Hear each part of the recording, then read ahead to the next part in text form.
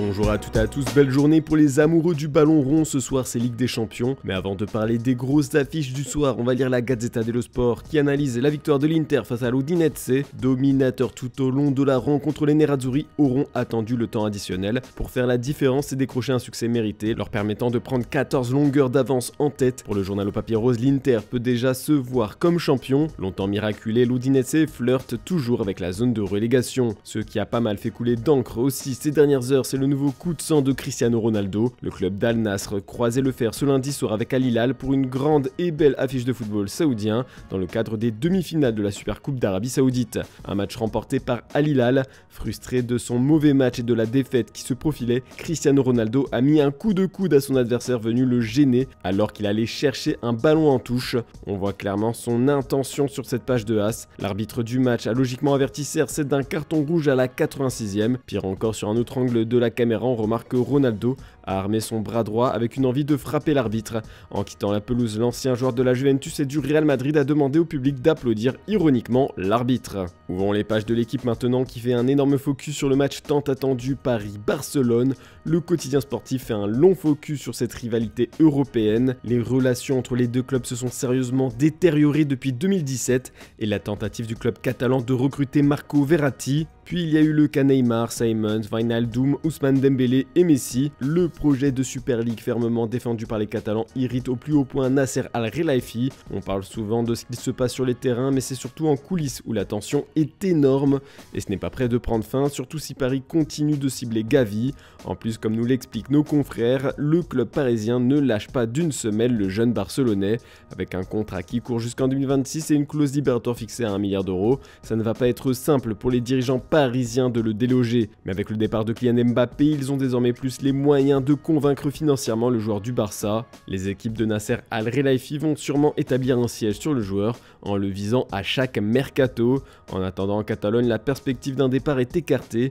Le club français pourrait aussi faire un seul coup en s'offrant la nouvelle pépite issue de la Masia, Pau Cubarsí, en le convainquant que le projet du PSG est bien plus ambitieux. Sa clause libératoire est de 15 millions d'euros, ce sera comme acheter du pain à la boulangerie pour les finances parisiennes. D'ailleurs, on va désormais feuilleter les journaux de la région espagnole qui ont bien évidemment écrit des articles au sujet du duel qui aura lieu demain. Le Mediasport fait un long focus sur les retrouvailles d'Ousmane Dembélé avec le FC Barcelone. L'attaquant français retrouvera ceux qui étaient ses coéquipiers jusqu'à il y a quelques mois et la semaine prochaine, il retournera dans ce qui fut sa maison pendant près de 6 ans. Les Catalans se méfient de l'ailier français qu'ils estiment être devenu meilleur avec Paris. Comme le rapporte également le journal, il envoie des messages à certains des amis qu'il a laissés dans le vestiaire du Barça, Pedri, Gavi, Frenkie de Jong. Il entretient encore de bonnes relations avec le staff barcelonais, même si Xavi a déclaré qu'il était déçu de son départ. Il n'y a pas de tension entre les deux hommes. Pour être bien complet sur les infos concernant le Barça, Sport nous rapporte aussi ce matin que Laporta a discuté avec Arroyo au sujet d'une prolongation de contrat. Le défenseur uruguayen a donné son aval à son agent pour un renouvellement de contrat. Malgré l'intérêt du Bayern Munich, le joueur ne sera pas vendu cet été comme ça a pu l'être annoncé. Dans le reste de la presse espagnole, bien évidemment, c'est l'affiche XXL Real Madrid-Manchester City qui fait les gros titres. Pour le journal AS, on a quasiment déjà le droit à la finale alors que c'est juste le premier match des quarts de finale. Marca annonce sur sa première page que le Real Madrid a tout mis en place pour créer une ambiance de fête unique au Bernabéu. Le média met aussi en avant la plus grosse menace du soir, Vinicius Junior. Son bilan contre les clubs de Première Ligue est révélateur, 7 buts et 7 passes décisives en 16 matchs joués contre des équipes anglaises. Il va falloir sérieusement le surveiller. Ce mardi, Mundo Deportivo a voulu mettre face à face Pep Guardiola et Carlo Ancelotti. Mais bon, malheureusement, depuis hier, la menace terroriste de Daesh met Madrid sous tension. Dans un message relayé par Al-Azaïm, l'État islamique a publié un message visant les 4 rencontres des quarts de finale. Tuez-les tous. Un appel au meurtre qui fait ce matin les gros titres de la presse madrilène à quelques heures du choc monumental au Bernabéu. En attendant de connaître la réaction des autorités françaises et anglaises en vue des matchs au Parc des Princes et à l'Emirates, AS et Marca affirment en chœur que la ville de Madrid se prépare à gérer 2 jours de haute surveillance dans la capitale espagnole. En effet, la cité madrilène accueille le match du Real Madrid ce soir et celui de l'Atlético demain, avec un total de 8000 fans de City et de Dortmund attendus d'après AS. Bon, désolé d'avoir refroidi l'ambiance, on va lire les tabloïds britanniques maintenant. Même si ce soir en Angleterre on va avoir le droit à un choc Arsenal-Bayern Munich, on a quasiment le droit qu'à des unes avec Manchester City et Erling Haaland. Le Daily Mirror explique que le Real veut fermer le toit du Bernabeu pour la rencontre de Ligue des Champions de ce soir contre Manchester City afin de rendre l'atmosphère encore plus hostile. Ça déplaît aux Anglais qui ont aussi été déçus de l'attitude de Rudiger en conférence de presse, qui a expliqué que Haaland ne peut exister qu'avec les passes de ses coéquipiers. Le duel entre le défenseur allemand et le buteur norvégien est au centre des attentes, surtout quand on se rappelle de leur dernière opposition. Rudiger a lui-même admis que son combat en Ligue des Champions contre Erling Haaland sera personnel.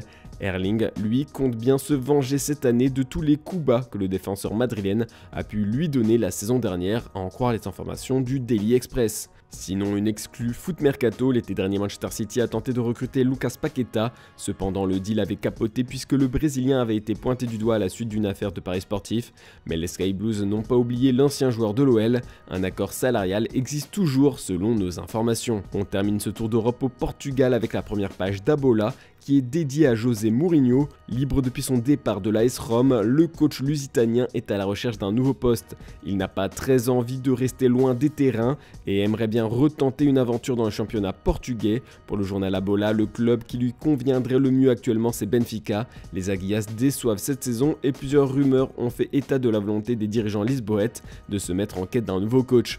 L'ombre de Mourinho titre le quotidien. Le média Correio da Manhã va même plus loin ce matin en affirmant que Benfica a déjà eu des conversations informelles avec José Mourinho pour savoir s'il était intéressé par le poste d'entraîneur pour la saison prochaine.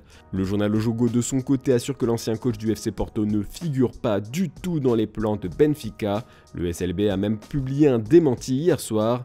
Sport Lisboa et Benfica précisent que les informations faisant état du recrutement d'un nouvel entraîneur sont totalement fausses. L'objectif de toute la structure footballistique et l'entraîneur Roger Schmidt est d'atteindre les demi-finales de l'Europa League et les 6 victoires que nous voulons obtenir en championnat. Affaire à suivre tout de même. Voilà, c'est tout pour ce mardi, on se retrouve demain matin pour une nouvelle revue de presse. N'oubliez pas le JT Foot Mercato en fin d'après-midi. Bonne journée tout le monde et bon match de Ligue des Champions.